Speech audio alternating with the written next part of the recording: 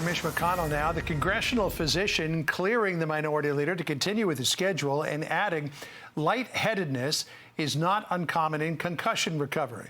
Let's bring in Dr. Marc Siegel, Fox News medical contributor, with more on this. Doc, after this episode happened yesterday, there was some talk that maybe this was related to Parkinson's. The physician at the Capitol would seem to disagree, saying that this was simply lightheadedness following a concussion. But the way that he pauses, could this potentially also be post-concussion aphasia?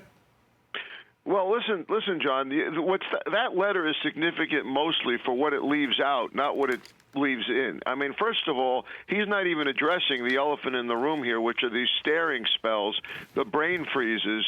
And he calls it a concussion, but it's after 3 months from that injury. And if he's still having symptoms after 3 months related to that injury, it's clearly a significant traumatic brain injury, and it would be called a post-concussion syndrome.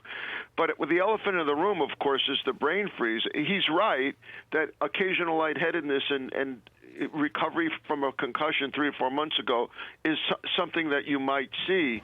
But again, what are the brain freezes? That could have been a very significant blow to the head, leading to a traumatic brain injury, as you said, could lead to episodes of aphasia. It'd have to be very severe. I don't think he's taking Parkinson's disease off the table here at all, because he isn't really ruling it out or addressing it.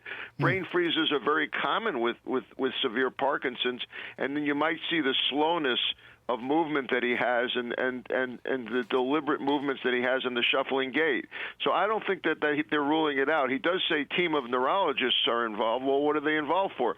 Presumably they're involved for the post-traumatic brain injury situation.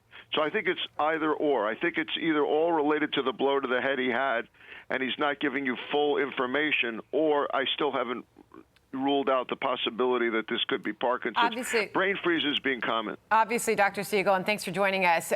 You don't know his entire medical history or happenings of this moment, but considering the letter we just got from the attending physician, in consultation with his neurology team, the letter states, after the evaluation, they say they are medically clearing him to continue with his schedule as planned. Based on what you know and what they have told us, would you agree with that decision?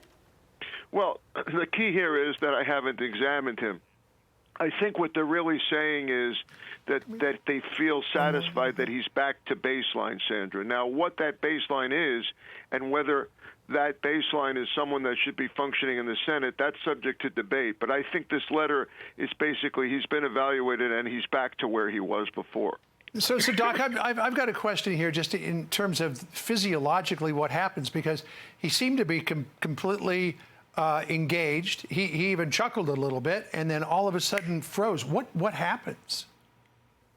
Well, what happens during that period of time is that either all the muscles are going rigid, which would be the Parkinson definition. It would be the speech. It would be the facial muscles. It would be the muscles of the body. And by my look at that video, and I hate interpreting videos, by the way, I see some of that stiffness going on, which is one of the reasons I talked to several neurologists yesterday, and they all said this looks classic for Parkinson's. If it was due to the brain itself, from the brain injury, there's something called the axons of the brain. They're at the bottom of the nerve cells, and they can lead to that kind of freezing going on, too. One other thing about this letter that's significant, if he's saying he can go back to work, then clearly we're not talking about a stroke here, and we're not talking about seizures either, because I can't believe they would just, wave their hands and rule all that out. That would be an extensive workup, and they would want to do that right away. So I think we can glean from this that none of those things have happened. All right, Dr. Siegel, thank you for joining us on that breaking news. Hey, Sean Hannity here. Hey, click here to subscribe to Fox News YouTube page and catch our hottest interviews and most compelling analysis. You will not get it anywhere else.